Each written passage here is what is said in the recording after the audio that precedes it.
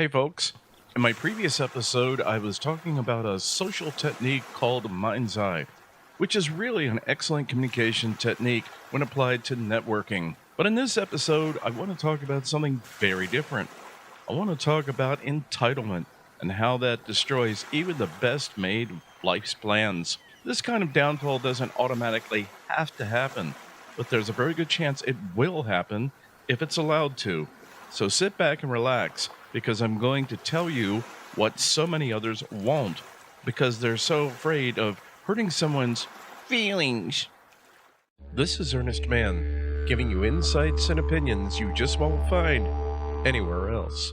If there's one thing I don't like, it's tiptoeing around so called taboo subjects. And another very strange part about doing that is that you notice that the subject only becomes taboo when it's a family member or what a group considers to be an otherwise really good friend. Well, this is why I've never gotten into groupthink dynamics, because it's been my personal experience that, on the one hand, more often than not, what the group thinks is at least simply wrong, or completely fucking idiotic and harmful on the other. So, on the issue of entitlement, let's jump right in, shall we?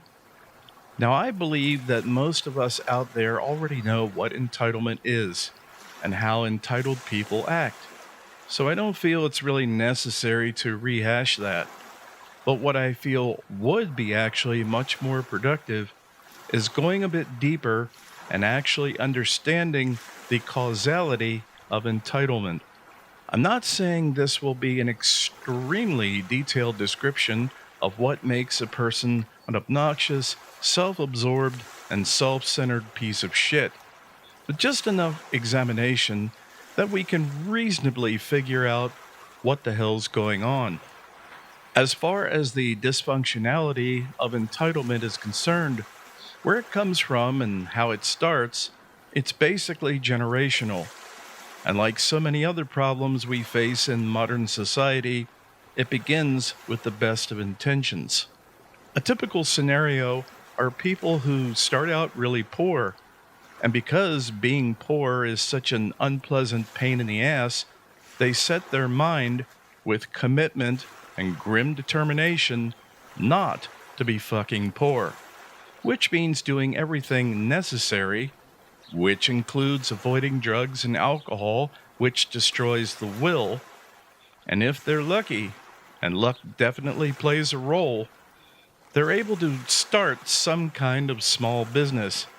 And if they continue with that same grim determination, and again, a good bit of luck with no major catastrophes in their life, they're able to achieve a certain level of success. So because now there is at least some tangible modicum of success, the couple, for illustrative simplification, I'm going to stipulate that this is a biological couple, as in male and female, who are going to produce children, not two people where one identifies with being a goat and the other with being a fucking toaster. Now, of course, when folks have children, they tend to want their children to have a better life than they did. And I really don't think there's anything wrong with that, to a point.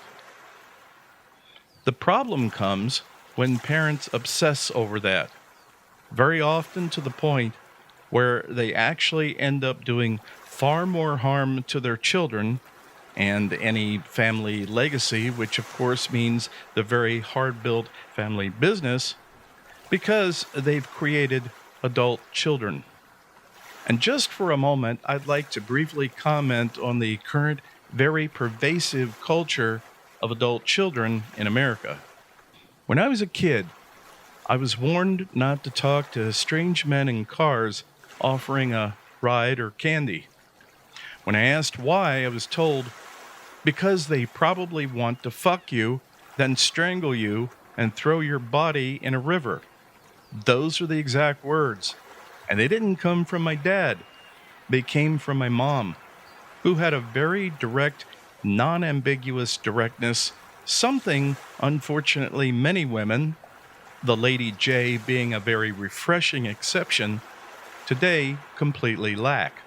Now, not being a statistician at 9 years old, I can't say how accurate my mom's concerns were.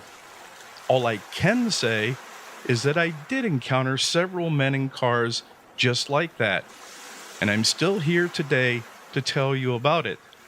Thanks, Mom. So where was I? Oh yes, adult fucking children.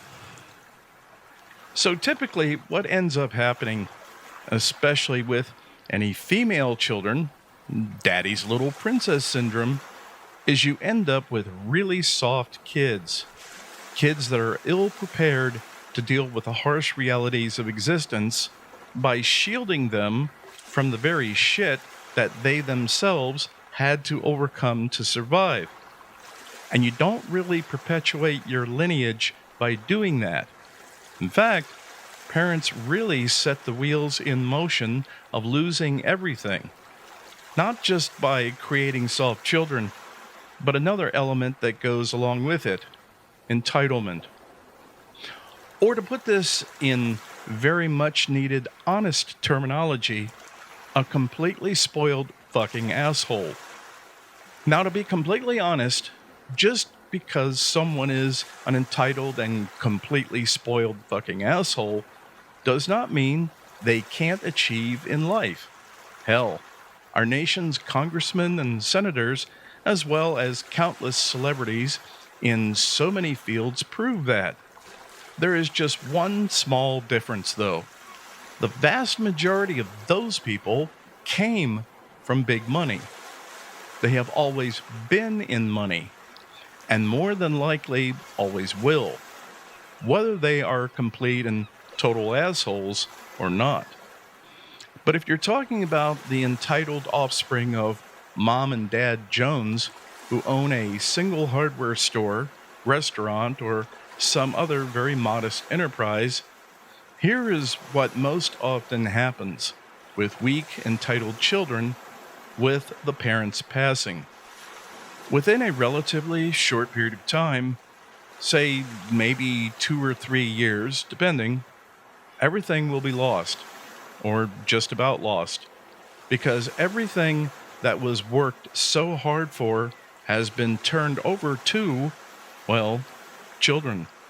Really soft, ineffectual, and absolutely entitled children. So what's the best thing a parent can do? I'm going to leave you with the very best no bullshit advice you may have never heard, and it has nothing to do with worrying about your child's feelings. First, go out of your way to not make everything in your child's life easy. They've already got 3 hots and a cot, and, if under 18, are living there rent-free. That's good enough. Second, do not in any way attempt to be your child's bud or friend. Your job of being a good parent is to produce strong, intelligent, and non-entitled children. Your job is to always be a parent, but never their friend. And anyone who tries to tell you otherwise, or that you can be both, is full of shit, and they don't know what they're talking about. So whether you like it or not, that is the absolutely most beneficial relationship dynamic you can ever have with your children. And regardless of how they may feel right now, or even through early childhood, eventually they will sincerely thank you a bit later in life.